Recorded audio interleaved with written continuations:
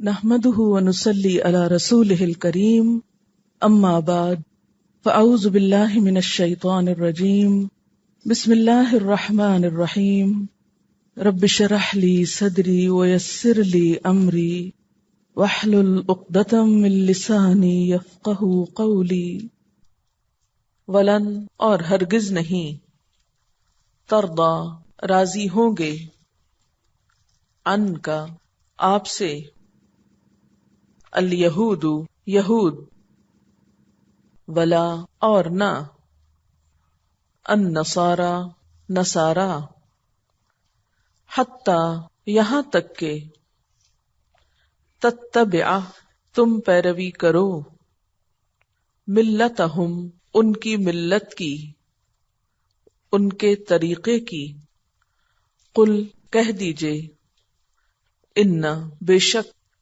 ہدی اللہ ہدایت اللہ کی ہوا وہی الہدا ہدایت ہے ولئن اور البتہ اگر اتبعت اتباع کیا آپ نے پیروی کی آپ نے اہواءہم ان کی خواہشات کی بعد الذی بعد اس کے جو جاءک آیا تیرے پاس من العلم علم میں سے ما لکا نہیں تیرے لیے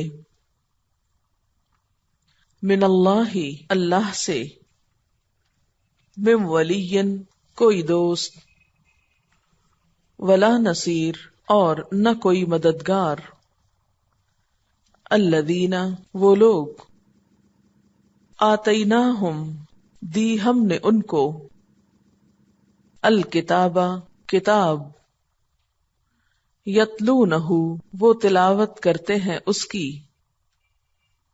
پڑھتے ہیں اس کو حق کا جیسے حق ہے تلاوت ہی اس کی تلاوت کا اس کے پڑھنے کا اولئک یہی لوگ یؤمنون وہ ایمان رکھتے ہیں بہی ساتھ اس کے ومن اور جو کوئی یکفر کفر کرے گا انکار کرے گا بہی اس کا فاولئک تو یہی لوگ ہم الخاسرون وہ خسارہ پانے والے ہیں نقصان اٹھانے والے ہیں.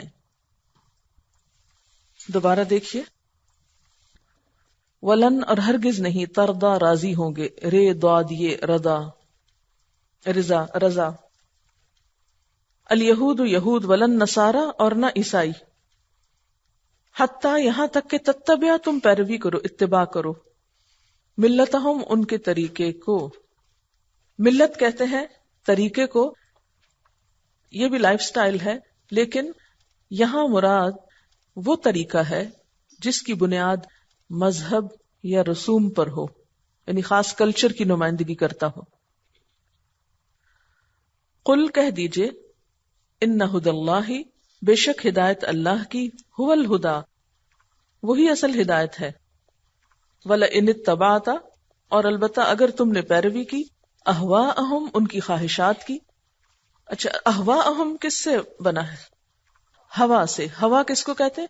خواہش کو. یہ ہوا اردو والی نہیں الف کے ساتھ، یہ عربی والی یہ کے ساتھ. ہوا کا مطلب ہوتا ہے اوپر سے نیچے گرنا. تو خواہشات بھی انسان کو گراتی ہے، یعنی جو شخص اپنی خواہشات کے پیچھے پڑ جائے اس کی عزت بھی جاتی ہے اور بہت کچھ. بعد الذی بعد اس کے جو جاءک آیا تمہارے پاس من العلم العلم میں سے. العلم سے کیا مراد ہے؟ علم تو کوئی بھی علم ہوتا ہے نا، علم نکرہ ہے کسی بھی چیز کا علم، لیکن جب ساتھ ال لگ جائے العلم تو اس سے مراد کیا ہوتا ہے؟ خاص علم. اور خاص علم سے یہاں مراد دین کا علم ہے، وہی کے ذریعے جو ملتا ہے. مالک نہیں تیرے لیے من اللہ اللہ سے من ولی کوئی دوست ولا نصیر اور نہ کوئی مددگار، یعنی اللہ سے بچانے والا کوئی دوست اور نہ کوئی مددگار. الذین وہ لوگ آتیناہم الکتاب، جن کو ہم نے کتاب دی، یتلونہ، وہ تلاوت کرتے ہیں اس کی، حق کا تلاوتی ہی، جیسے حق ہے اس کی تلاوت کا، جیسے اس کو پڑھنا چاہیے، اولئک، یہی لوگ، یؤمنون بہ، اس پر ایمان لاتے، ومن یکفر بہ، اور جو اس کا انکار کرے گا، اس کے ساتھ کفر کرے گا، فاولئک، تو یہی لوگ، ہم الخاسرون، وہ خسارہ پانے والے ہیں، نقصان اٹھانے والے ہیں۔ تفسیر، وَلَن تَرْضَىٰ عَنْكَ الْيَهُودُ وَلَا النَّصَارَىٰ، یہ یہود و نصارہ آپ سے ہرگز راضی نہ ہوں گے، یہ آپ سے خوش نہیں ہو سکتے، حَتَّىٰ تَتَّبِعَ مِلَّتَهُمْ، یہاں تک کہ تم ان کی ملت کی پیروی کرو، ان کے پیچھے چلو۔ اب پچھلی آیت میں کہا گیا نا کہ ہم نے آپ کو حق کے ساتھ خوشخبری دینے والا بنا کر بھیجا۔ چونکہ یہ سورت مدینہ میں نازل ہوئی نا، تو اہل کتاب کو مشکل پیش آ رہی تھی کہ حضور صلی اللہ علیہ وسلم کو مانے، حالانکہ ان کی کتابوں میں یہ خوشخبری موجود تھی، آپ کے آنے کی حقیقت موجود تھی۔ اس کے لیے مسند احمد کی ایک روایت ہے، عطا بن یسار کہتے ہیں کہ ابن عمر سے روایت ہے کہ رسول اللہ صلی اللہ علیہ وسلم کی یہی صفت، کون سی صفت؟ بشیرم و نذیرہ کی صفت جو ہے اللہ تعالیٰ نے تورات میں ذکر کی، جس کا ترجمہ ہے، اے نبی صلی اللہ علیہ وسلم، ہم نے تم کو گواہ بنا کر بھیجا، تم جنت کی خوشخبری سنانے والے، عذاب سے ڈرانے والے ہو، اور میرے بندے اور رسول ہو۔ میں نے تمہارا نام متوکل رکھا ہے، نہ بد مزاج، نہ سخت دل، اور نہ بازاروں میں چلا کر بولنے والے، نہ بدی کا بدلہ بدی سے دینے والے، بلکہ معاف کرنے والے اور درگزر کرنے والے ہو۔ میں اس وقت تک تمہیں فوت نہ کروں گا جب تک دین پھیل نہ جائے اور آپ کے ذریعے لوگ سچے مسلمان نہ ہو جائیں، اور ان کی اندھی آنکھیں کھل نہ جائیں، اور بہرے کان سننے نہ لگ جائیں، اور زنگ آلود دل صاف نہ ہو جائیں۔ یہ تھی وہ بشارت جو آپ صلی اللہ علیہ وسلم کے بارے میں ان کی کتابوں میں موجود تھی۔ لیکن اس بشارت کے باوجود بھی یہود و نصارہ آپ کو نبی ماننے کے لیے تیار نہ تھے۔ وجہ کیا تھی؟ کیوں نہیں؟ وَلَن تَرْضَىٰ عَنْكَ الْيَهُودُ وَلَا النَّصَارَىٰ، یہود و نصارہ آپ سے ہرگز راضی نہ ہوں گے، حَتَّىٰ تَتَّبِعَ مِلَّتَهُمْ، یہاں تک کہ تم ان کی ملت، ان کا طریقہ، ان کا دین اختیار نہ کر لو، یعنی یہودیت یا نصرانیت اختیار نہ کر لو۔ کیونکہ ان کے نزدیک دین کیا تھا؟ گروہی طریقہ، گروہ بندی، فرقہ واریت۔ تو جو ان کے گروہ میں سے ہو یا ان کے گروہ کو مانے، ان کے نزدیک وہی حق پر ہے، وہی ان کا دوست ہے، اور جو ان سے الگ ہو جائے تو وہ حق پر ہی نہیں ہے۔ تو گویا ان کے نزدیک حق کا معیار کیا رہ گیا تھا؟ ان کے گروہ میں سے ہونا۔ اسی لیے جب سچا دین، حق ان کے سامنے آیا اور وہ خوشخبری پوری ہوئی جو ان کی کتابوں میں تھی، تو بھی انہوں نے اس کو ماننے سے انکار کر دیا، یہ کہہ کر کہ چونکہ یہ ہمارے گروہ میں سے نہیں، اس لیے ہم ان کو نہیں مانیں گے۔ آج آپ دیکھیے کہ کیا ہوتا ہے، جب آپ کسی کو قرآن پاک کی بات بتانے لگتے ہیں، دین کی کوئی بات بتانے لگتے ہیں، کچھ سیکھنے سکھانے لگتے ہیں، تو لوگ سب سے پہلے کیا پوچھتے ہیں؟ کس فرقے سے، کس گروہ سے؟ اور اس وقت تک آپ سے راضی نہیں ہوتے، خوش نہیں ہوتے، آپ کو اپریشیٹ نہیں کرتے، آپ کو حق پر نہیں سمجھتے، جب تک کہ آپ ان کے فرقے سے نہ ہو۔ اگر آپ بتا بھی دیں کہ ہم فلاں فرقے سے ہیں مثلاً، تو وہ کہیں گے کہ اچھا، چونکہ یہ شخص ہمارے فرقے سے نہیں، اس سے نہیں پڑھیں گے، یہ تو گمراہ ہے، یہ مسجد ہمارے مسلک کی نہیں، ہم اس میں نہیں جائیں گے۔ تو یہ بیماری جو پرانے اہل کتاب میں تھی، وہ آج مسلمانوں میں بھی آ گئی۔ جیسے آپ صلی اللہ علیہ وسلم فرمایا تھا نا کہ تم قدم بقدم ان کی پیروی کرو گے، جو کچھ وہ کریں گے وہی تم بھی کرو گے۔ آج ہم مسلمان بھی وہی کچھ کر رہے ہیں۔ تو نبی صلی اللہ علیہ وسلم کو یہ کیوں نہیں مانتے تھے؟ حالانکہ یہ اللہ، رسول، آخرت، سب چیزوں کو مانتے تھے، لیکن صرف آپ کو نہیں مانتے تھے۔ آپ دیکھیے کہ یہ آپ صلی اللہ علیہ وسلم کو نیا دین نہیں لائے تھے، یہ وہی تھا جو حضرت آدم علیہ السلام کے وقت سے چلا آ رہا تھا۔ حضرت ابراہیم علیہ السلام، حضرت یعقوب علیہ السلام، ان سب نے کیا کیا تھا؟ وہی باتیں بتائی تھی، وہی چیزیں بتائی تھی جو حضرت آدم علیہ السلام نے بتائی تھی۔ لیکن اس کے باوجود آپ صلی اللہ علیہ وسلم جب تشریف لائے، حق لے کر آئے، وہی باتیں بتانے لگے جو تورات میں پہلے سے لکھی ہوئی تھی، جو آپ کے بارے میں نشانیاں یا پیشن گوئیاں موجود تھیں، تو انہوں نے کیا کہہ کے انکار کر دیا؟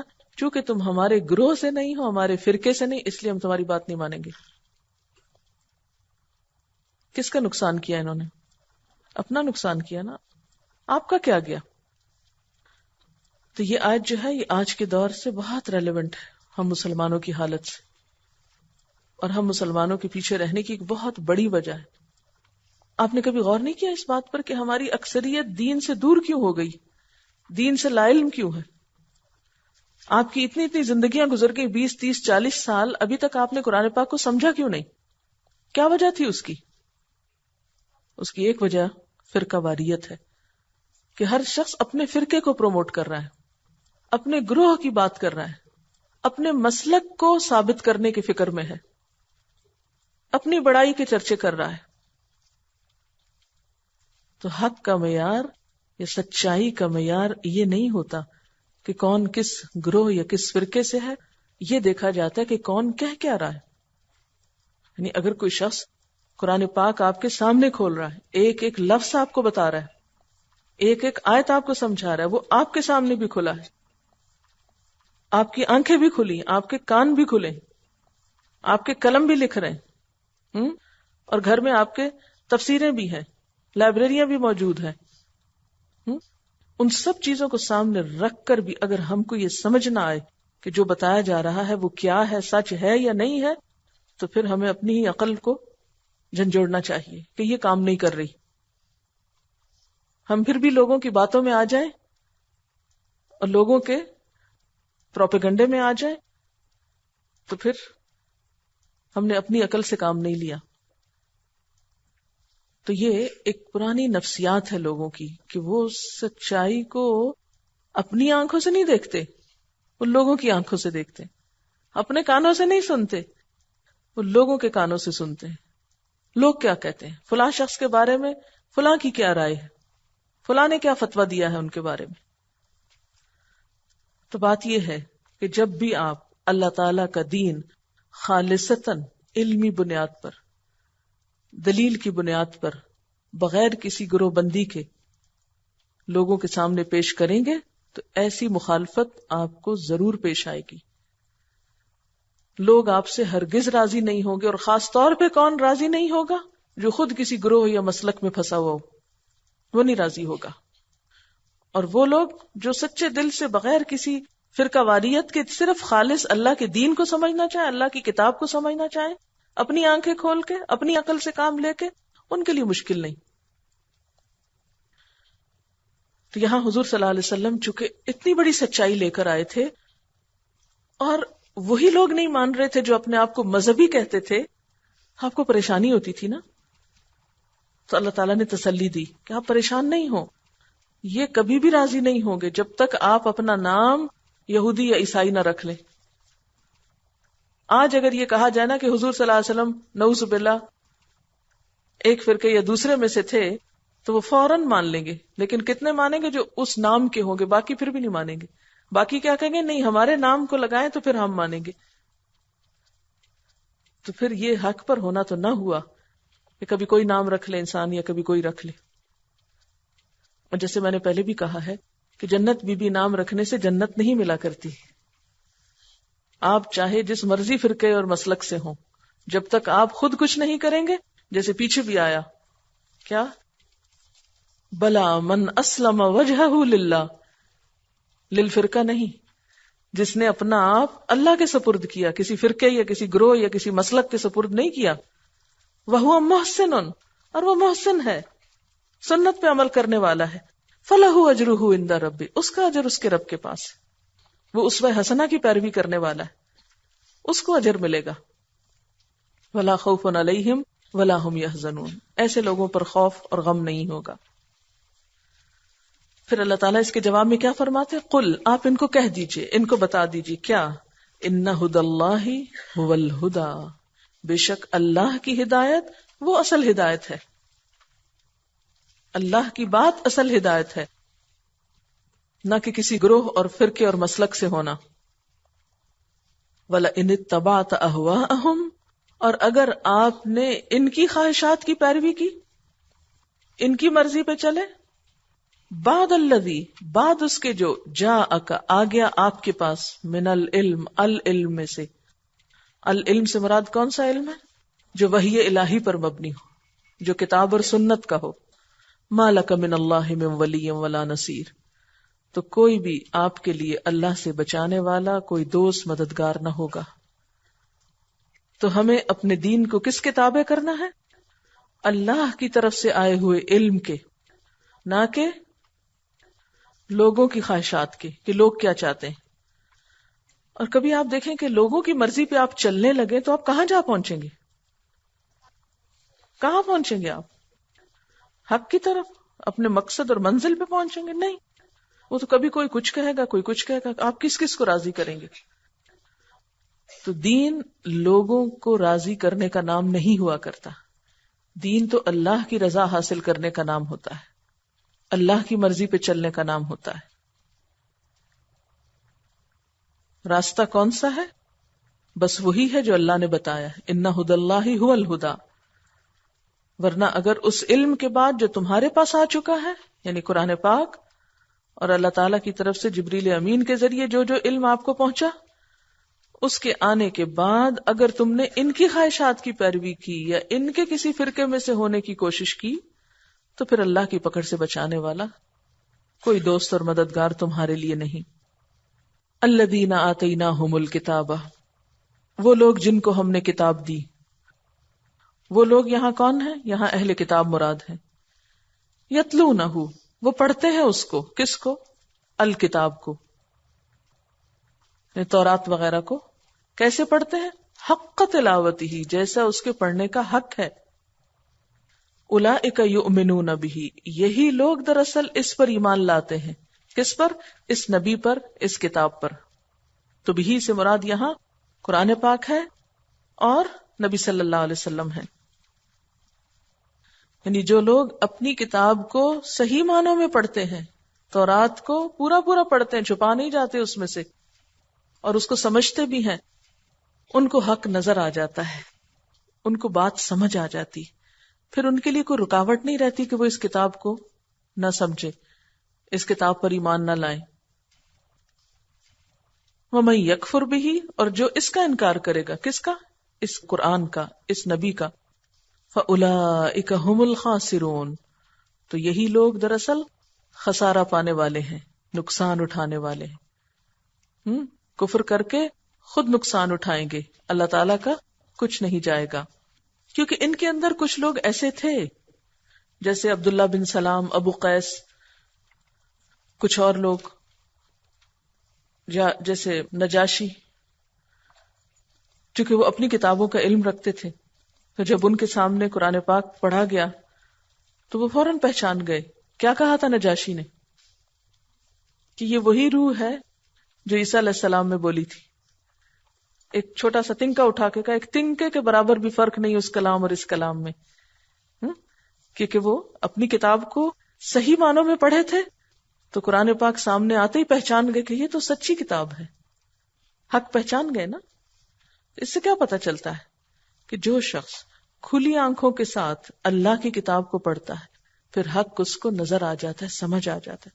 لیکن اگر آنکھوں پہ پردے ڈال کے پڑھے جائیں، تعصب کے، ضد کے، بغاوت کے، تو پھر حق نہیں نظر آتا. آج بھی جو لوگ فرقہ واریت سے اٹھ کے، گروہ بندیوں سے اٹھ کے خالصتاً بس صرف اللہ کے لیے، صرف سیدھے رستے پہ چلنے کے لیے، کسی انسان کو پلیز کرنے کے لیے نہیں، کسی گروہ میں نام بنانے کے لیے نہیں، کسی دنیاوی بڑائی کے لیے نہیں، صرف سچائی کی تلاش میں سچائی کو حاصل کرنے کی کوشش کریں گے، ان کو دیر نہ لگے گی حق کو پہچاننے میں، سمجھنے میں اور اس پر عمل کرنے میں. لیکن اگر ہمارے دل کے اندر یہ ہو کہ جو میری خواہشات ہیں یا میری رائے ہے یا جو میری مرضی ہے، اس کو کون سی آیت سپورٹ کرتی ہے، کہاں سے کیا چیز میں اپنے گروہ یا اپنے مسلک کے حق میں ڈھونڈ لوں، تو پھر روشنی نہیں ملتی اس کتاب سے. یہاں پر آپ دیکھیں کہ 3 لفظ بہت اہم ہیں آیت نمبر 120 میں اور 121 میں. یہ تینوں آپس میں لنکڈ ہیں. پہلی ہے ان ھدی اللہ ھو الھدی میں الہدا کا لفظ، پھر دوسرے العلم کا لفظ، اور تیسرے الکتاب۔ آپ دیکھیے کہ ہم نے اللہ تعالیٰ سے دعا مانگی تھی، اہدنا الصراط المستقیم، ہمیں سیدھا راستہ دکھا۔ کبھی مانگی ہے آپ نے؟ واقعی مانگی؟ چاہیے؟ کیوں چاہیے سیدھا راستہ؟ تاکہ اللہ کو راضی کر سکیں، وہاں جنت تک پہنچ سکیں، آخرت کی زندگی سنورے، یہی مقصد ہے نا، تاکہ صحیح جگہ جا پہنچے مرنے کے بعد، کوئی نقصان نہ ہو، خاسرون میں سے نہ ہو۔ اس کے لیے ہم نے سچے دل سے دعا مانگی، یا اللہ تو ہم کو ہدایت دے۔ اللہ تعالیٰ نے کیا فرمایا؟ ذالک الکتاب، یہ ہے الکتاب، لا ریب فیہ ھدی للمتقین، اس میں کوئی شک نہیں، متقی لوگوں کو ہدایت دیتی۔ تو ہدایت کے لیے شرط کیا ہے؟ تقوی، دل میں اللہ کا خوف پیدا کرو، اللہ سے ڈرو، سنجیدگی اختیار کرو۔ اس پر اللہ تعالیٰ نے پھر بہت سے حقائق ہم پہ کھولے، بنی اسرائیل کی مثالیں دی ہم کو، اور پھر یہاں آ کے اینڈ کیا کیا کہ تینوں لفظ ساتھ اکٹھے کر دیے۔ گویا جو شخص ہدایت چاہتا ہو اس کے لیے کیا ضروری ہے؟ العلم، اور العلم کی بنیاد کیا ہے؟ الکتاب۔ اگر واقعی ہم اپنی منزل کو پانا چاہتے ہیں تو ہمارے لیے کیا ضروری ہے؟ ہدایت کے لیے کیا ضروری ہے؟ علم ضروری۔ اور علم کے لیے کون سا علم چاہیے ہم کو؟ کتاب چاہیے۔ ہر چیز کے لیے کوشش شرط ہے، اور کوشش کا صحیح سمت میں ہونا شرط ہے۔ بغیر علم کے، بغیر محنت کے الکتاب نہیں ملتی، اور العلم اور الکتاب کے بغیر ہدایت نہیں ملتی۔ اصل ایکٹیویٹی کیا ہے؟ علم، سیکھو، نالج، اور الکتاب کو سیکھو، یہ مین اور سینٹرل پوائنٹ ہے، کیونکہ یہ علم اور یہ کتاب اور یہ رہنمائی سب کا حق ہے۔ ٹھیک، اب اس کے بعد یہ ہے کہ الکتاب تو ہے ہمارے پاس، تو الکتاب کے ساتھ اب ہم نے معاملہ کیا کرنا ہے؟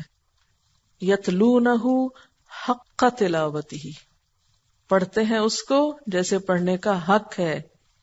بنیادی طور پر تو اہل کتاب کے بارے میں، لیکن اس کے بعد یہ ہمارے بارے میں بھی، کیونکہ کوئی بھی حکم صرف اہل کتاب کے لیے تو خاص نہیں، ہر ایک کے ساتھ ہم خود کو ریلیٹ کر رہے ہیں۔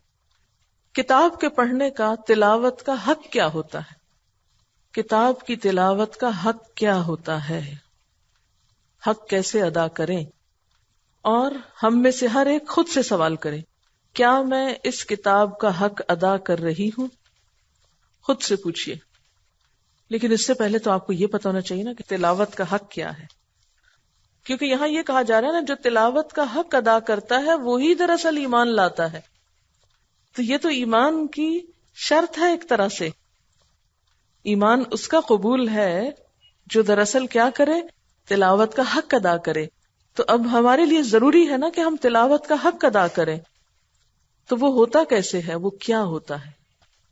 تلاوت کا لفظی معنی کیا تھا؟ کسی چیز کے پیچھے اس طرح جانا کہ بیچ میں کوئی رکاوٹ نہ ہو۔ تو کتاب کو پڑھنے کے لیے کیا ضروری ہے کہ جب آپ پڑھیں تو بیچ میں کوئی رکاوٹ نہ ہو، پڑھتے جائیں اور سمجھتے جائیں، پڑھتے جائیں اور سمجھتے جائیں، میننگ کی رکاوٹ نہ ہو کہ سمجھ نہیں آئی، یہ ورڈز اجنبی نہ ہو، اس کا مطلب آتا ہو۔ پھر خالی ٹرانسلیشن ہی کافی ہے، اس سے حق ادا ہو جائے گا۔ اس میں ایک بات تو یہ آئی نا کہ توجہ کے ساتھ معنی کو سمجھ کے پڑھا جائے، کہ پڑھتے وقت بیچ میں کوئی رکاوٹ نہ آئے، سمجھ آئے بات، اور اس کو صحیح مخارج کے ساتھ پڑھا جائے، اس کی ترتیل کا، تجوید کا حق ادا کیا جائے۔ تجوید اور ترتیل سے مراد کیا ہے؟